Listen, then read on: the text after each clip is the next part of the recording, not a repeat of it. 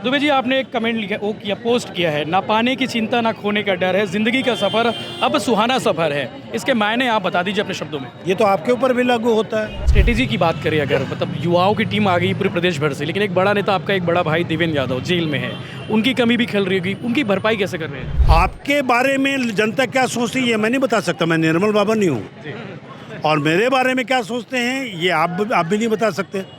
तो आकाश निश्चित रूप से लोगों के बीच में तब से फेमस है जब फीस लोगों की बढ़ जाती थी ना, और टाइम में रिजल्ट नहीं निकलता था।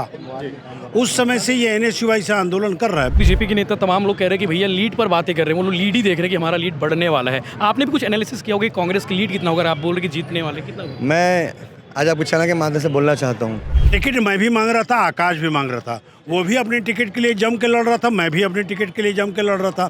टिकट उसे मिली, टिकट मिलने के बाद सब चीज़ खत्म। आकाश जी, आपका मुकाबला बृजमोहन से है कि सुनील सोनी जी से, जो प्रत्याशी है? लेकिन ये भारतीय जनता पार्टी के जो नेता हैं उनको ये मैं आपके माध्यम से बता देना चाहता हूँ कि मनुज बलि नहीं होता है, समय होत बलवान, और भीलन लूटी गोपियाँ वही अर्जुन वही बाण। इतना घमंड न करें बृजमोहन अग्रवाल जी। बगल में आकाश शर्मा जी खड़े हैं, आप अपने लिए जो तैयारी किए थे, जो रणनीति बनाए थे, वो उनको कुछ बताएंगे कि कैसे जीतेंगे दक्षिण आप? उसके बिना बताए हम लोग अपनी तैयारी शुरू कर दिए हैं। प्रत्याशी के पास समय नहीं होते। मैं आकाश को क्यों बताऊँगा, और आकाश को बताने की आवश्यकता क्या है? न पाने की चिंता न खोने का डर है, जिंदगी का सफर अब सुहाना सफर है। ये लाइन, ये बातें जो है कल रायपुर नगर निगम के सभापति और पूर्व मेयर और रायपुर दक्षिण के दिग्गज दावेदार प्रमोद दुबे ने लिखी थी।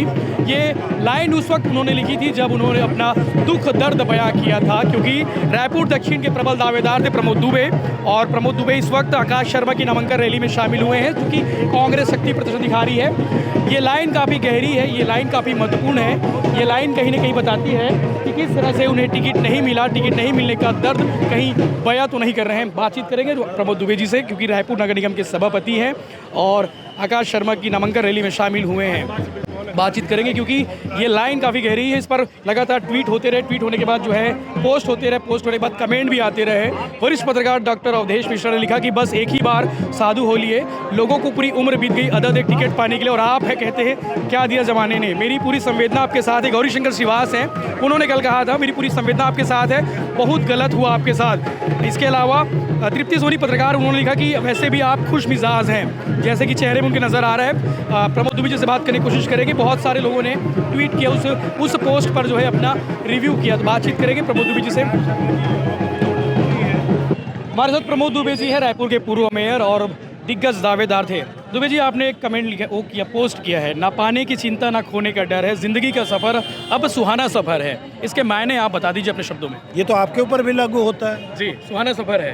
हाँ, लेकिन सबके ये पोस्ट भाई, उस वक्त आया जिस वक्त आप टिकट के दावेदार थे, टिकट आपको नहीं मिली, लोग इस पे कयास लगा रहे, उस पे पोस्ट पे कमेंट भी बहुत सारे आए थे। देखिए कमेंट्स तो मेरे हर पोस्ट में आते हैं, ये खुशी की बात है। मैं पब्लिक के बीच में रहता हूँ, पॉपुलर नेता है, रोज पोस्ट करता हूँ, तो मैं रोज इन चीज़ों को करता हूँ, कहता हूँ। देखिए ये तो आधा गिलास खाली है और आधा गिलास भरा है। अब देखने का अपना अपना नज़रिया हो सकता है। कोई उसको आधा गिलास नहीं, कोई कहता है आधा गिलास खाली है, मैं कहता हूँ आधा गिलास भरा है। मैं पॉजिटिव रूप से ही सब चीज़ों को देखता हूँ। कभी नेगेटिविटी मेरे मन में, कभी राजनीतिक जीवन काल में मैंने कभी ये काम नहीं किया। हाँ, टिकट मिलने के पहले जम के लड़ता हूँ मैं। माहौल बना था।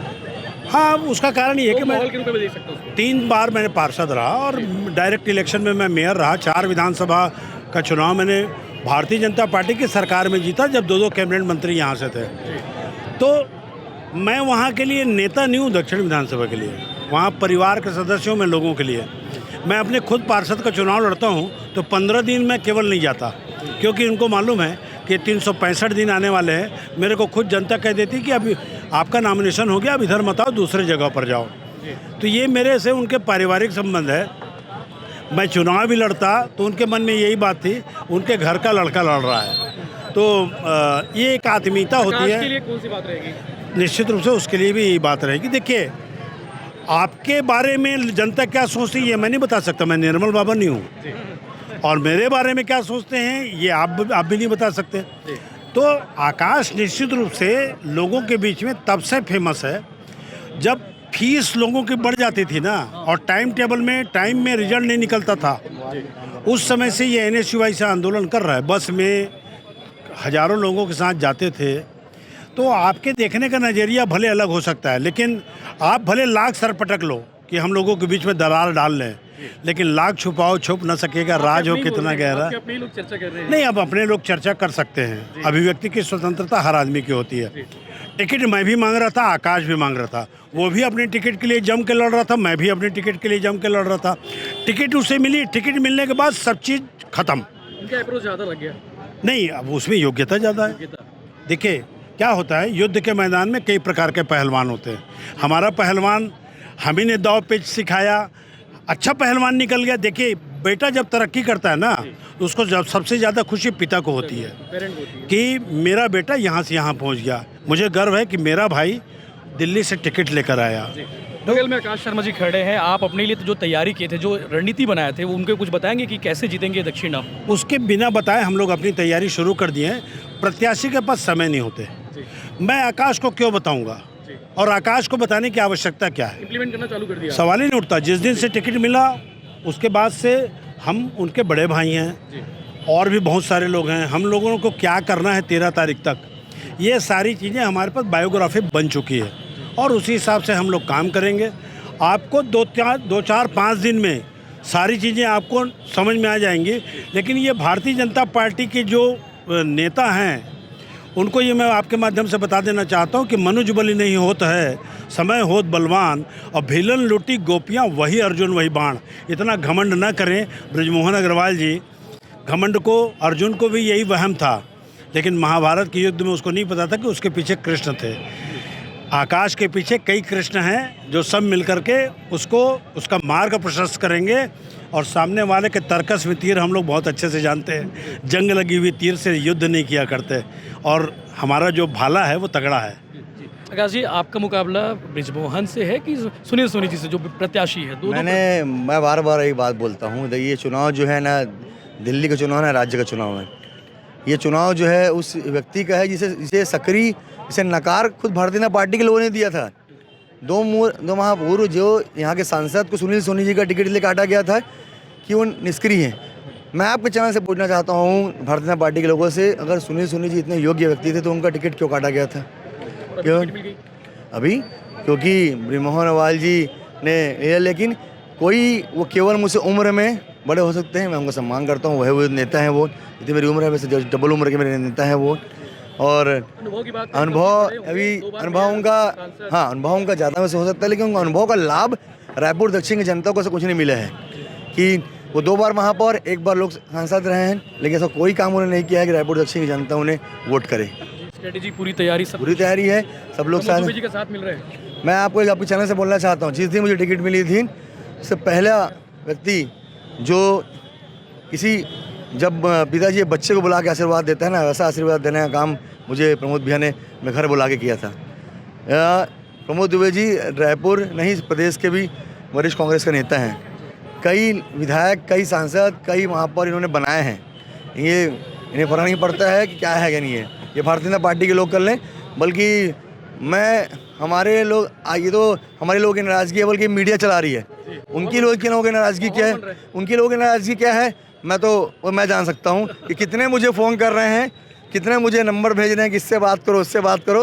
वो बात हम तो रहने दो, वो अलग ही मामला है, और वो समझ में आएगा 23 तारीख को। बिल्कुल। मुझे ये बताइए कि स्ट्रेटेजी की बात करें, अगर मतलब युवाओं की टीम आ गई पूरे प्रदेश भर से, लेकिन एक बड़ा नेता, आपका एक बड़ा भाई देवेंद्र यादव जेल में है, उनकी कमी भी खल रही होगी, उनकी भरपाई कैसे कर रहे हैं? निश्चित रूप से हमारे बड़े भाई हैं, युवाओं के नेता हैं, विधायक रहे हैं, उनका बड़ा अनुभव रहा है।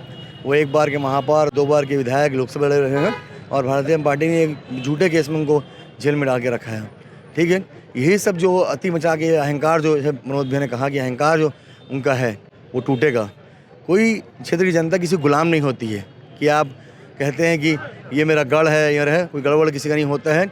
आपको 8 बार के रायपुर दक्षिण की जनता ने चुना है, तो इसका मतलब नहीं कि आप किसी भी निष्क्रिय व्यक्ति को उठा के लाएंगे और जनता को वोट दे देगी। गढ़ की बात करें तो बीजेपी के नेता तमाम लोग कह रहे हैं कि भैया लीड पर बातें कर रहे हैं, वो लोग लीड ही देख रहे हैं कि हमारा लीड बढ़ने वाला है। आपने भी कुछ एनालिसिस किया होगा कि कांग्रेस की लीड कितना होगा? आप बोल रहे कि जीतने वाले कितना होगा? मैं आज आपके चैनल के माध्यम से बोलना चाहता हूँ, जितना अहंकार उनको है ना, सारा अहंकार उनको 23 नवंबर को टूटेगा।